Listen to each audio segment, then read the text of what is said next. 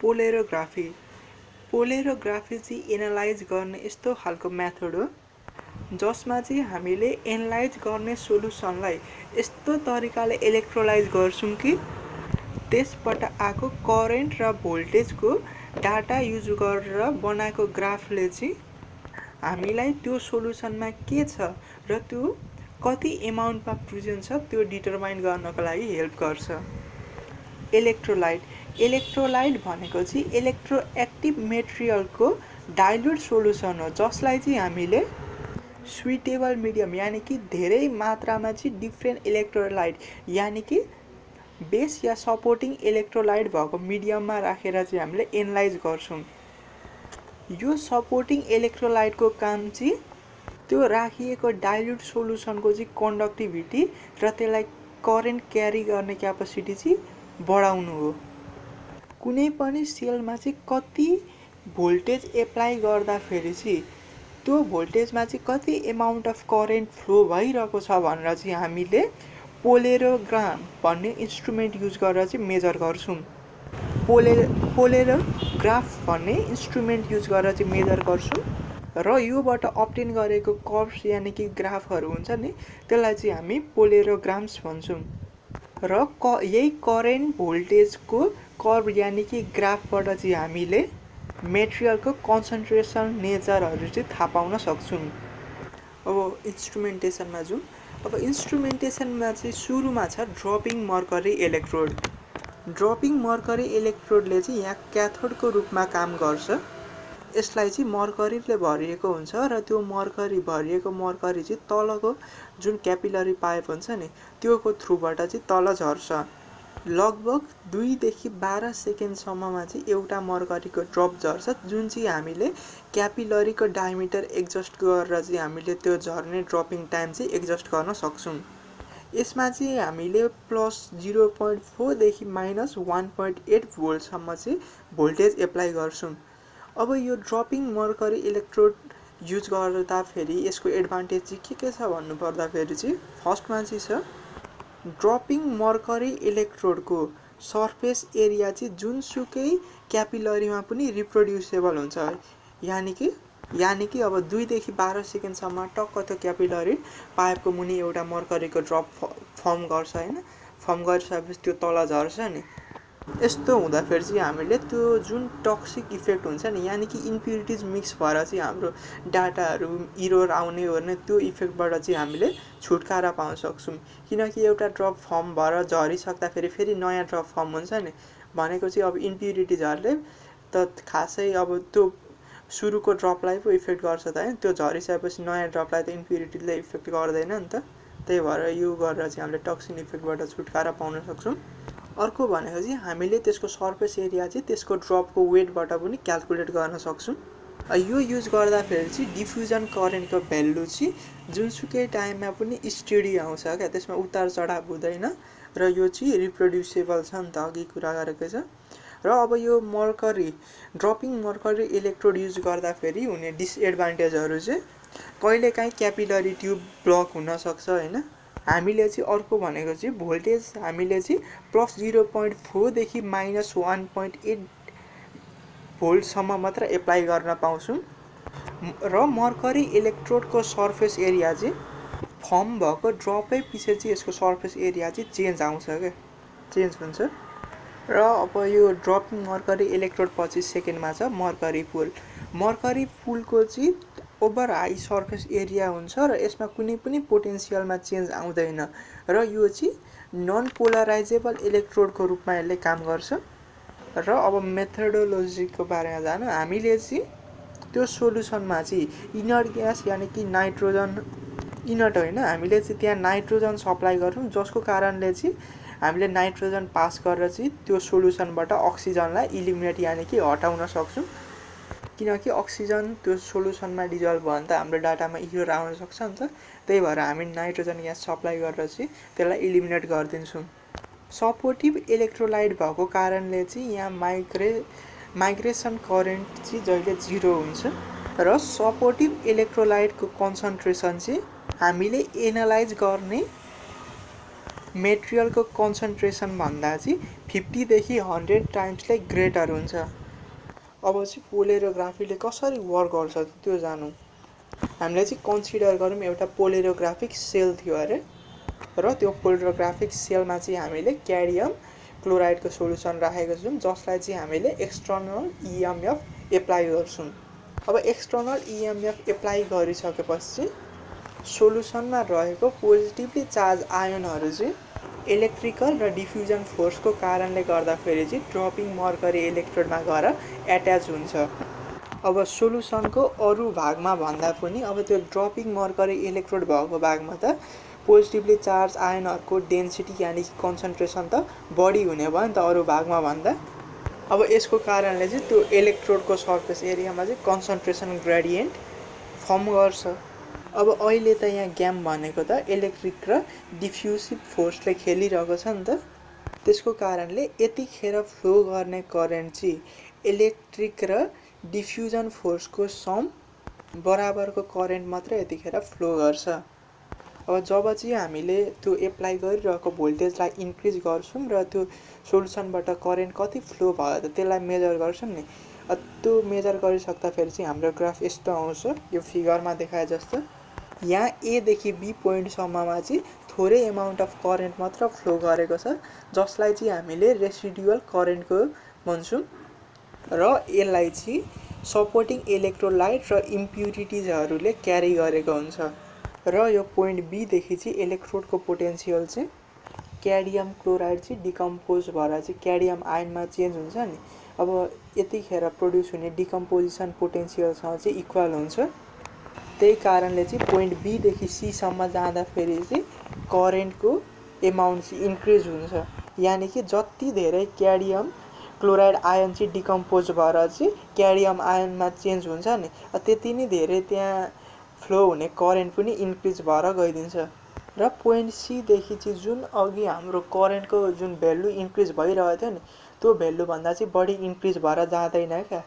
त्यही कारणले चाहिँ अब यहाँ ग्राफ चाहिँ हामीले सीदेखि डीसम्ममा चाहिँ पोइन्टमा चाहिँ लिनियर देख्न सक्छौँ।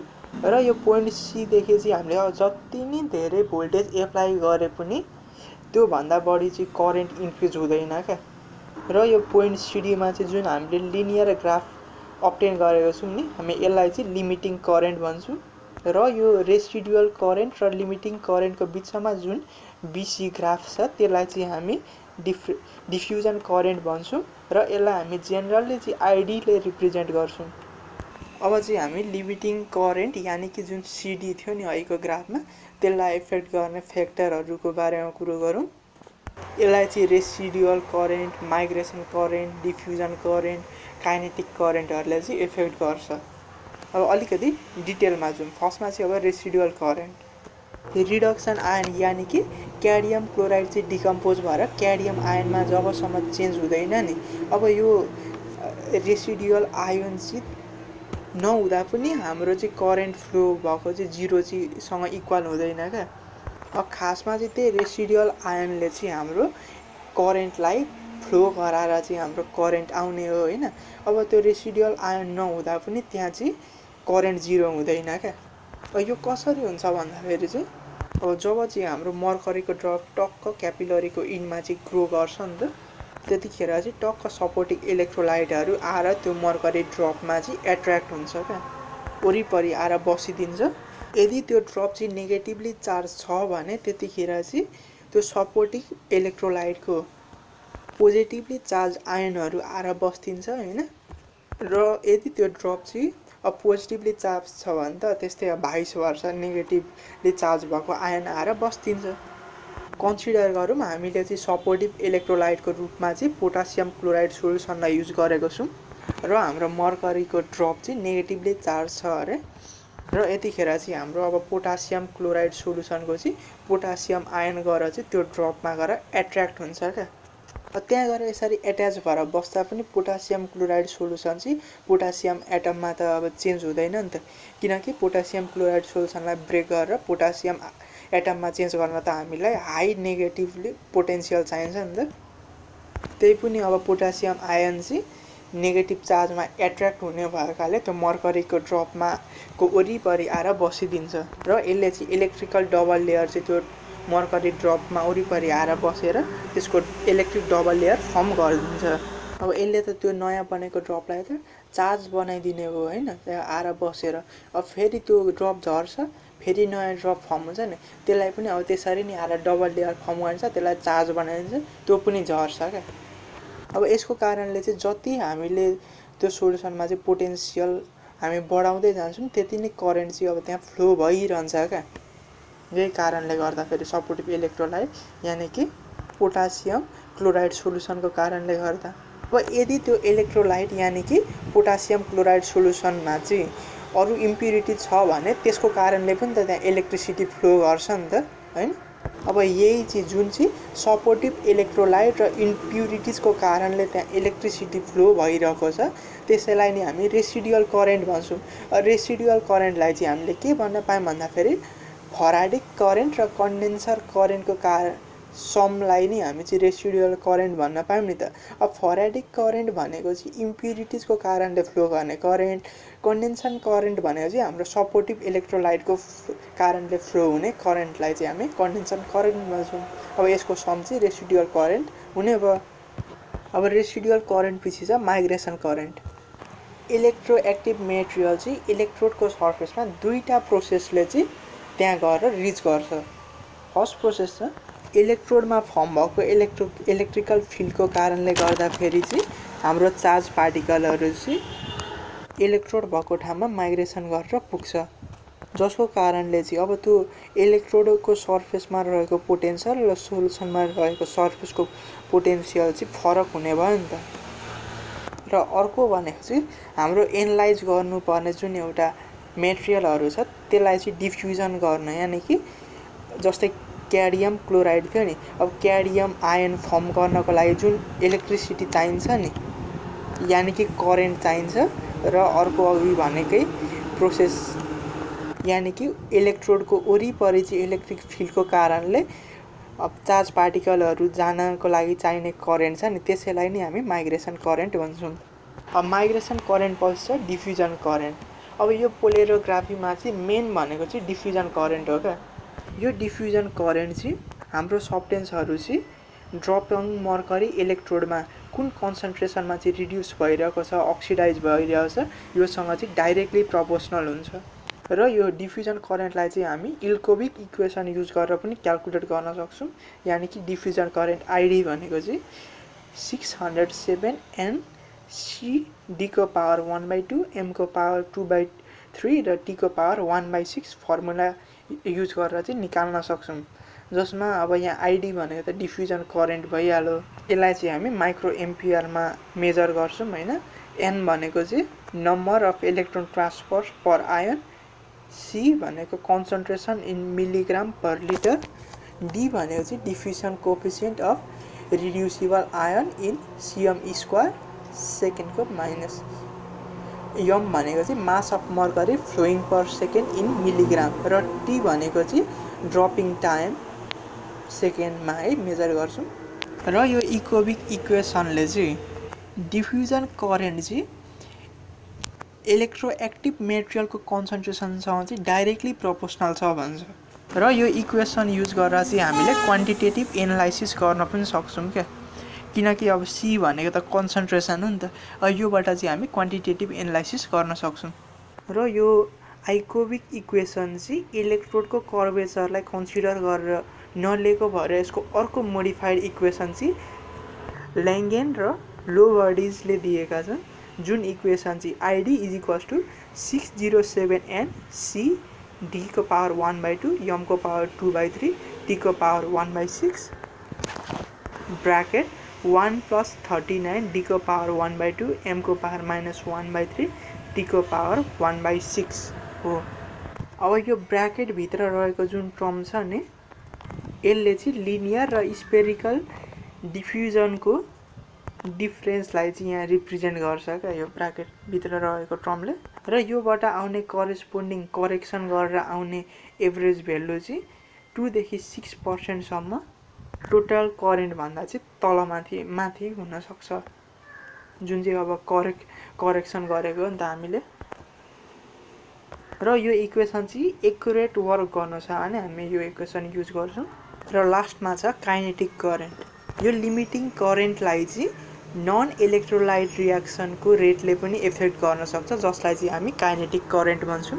यो काइनेटिक करेन्ट चाहिँ रेट कन्स्टेन्ट र भोल्युम अफ इन्टरेक्सनसँग चाहिँ प्रोपोर्सनल हुन्छ, यानि कि मर्करी ड्रपको साइज कति छ त्योसँग प्रोपोर्सनल हुन्छ। र यो चाहिँ अब मर्करी कुन भेलोसिटीमा फ्लो गरिरहेछ योसँग चाहिँ इन्डिपेन्डेन्ट हुन्छ। अब हामी चाहिँ फर्म अफ वेभ र हाफ वेभ पोटेन्सियल बारेमा हल्का जानौँ होइन। अब हामी अहिलेसम्म आउँदाखेरि चाहिँ मर्करी ड्रपमा के प्रोसेस हुन्छ त्यो त जानिसक्यौँ होइन। र यहाँ के रिड्युस भइरहेको छ त्यसको पनि हामीले क्लु पाइसक्यौँ। यहाँ चाहिँ अब क्याडियम आयनले इलेक्ट्रोन पारा चाहिँ अब क्याडियम एटममा चेन्ज भइरहेको छ नि त, यानि कि रिड्युस भइरहेको छ यहाँ। यसले नि हाम्रो पोलेरोग्राफिक वेभ फर्म गर्छ होइन, दिन्छ। यसरी नै अब अरू अर्ग्यानिक कम्पाउन्डहरूले पनि हाम्रो वेभ पोलेरोग्राफिक वेभ फर्म गर्छ। र यो हाम्रो हाफ वेभ पोटेन्सियल चाहिँ इलेक्ट्रोएक्टिभ मेटेरियलको चाहिँ क्यारेक्टरिस्टिक प्रोपर्टी हो क्या। यो चाहिँ अब एउटा इलेक्ट्रोएक्टिभ मेटेरियलको लागि चाहिँ एउटा पार्टिकुलर मात्र हुन्छ क्या हाफ वेभ पोटेन्सियल, कन्स्टेन्ट हुन्छ भनेर बुझौँ न होइन। र यो हाफ वेभ पोटेन्सियल चाहिँ रेसिडियल र लिमिटिङ करेन्टको बिचमा जुन डिस्टेन्स छ नि त्यसको चाहिँ हाफ हुन्छ, यानि कि डिफ्युजन करेन्टको चाहिँ टक्क आधीसँग इक्वल हुन्छ।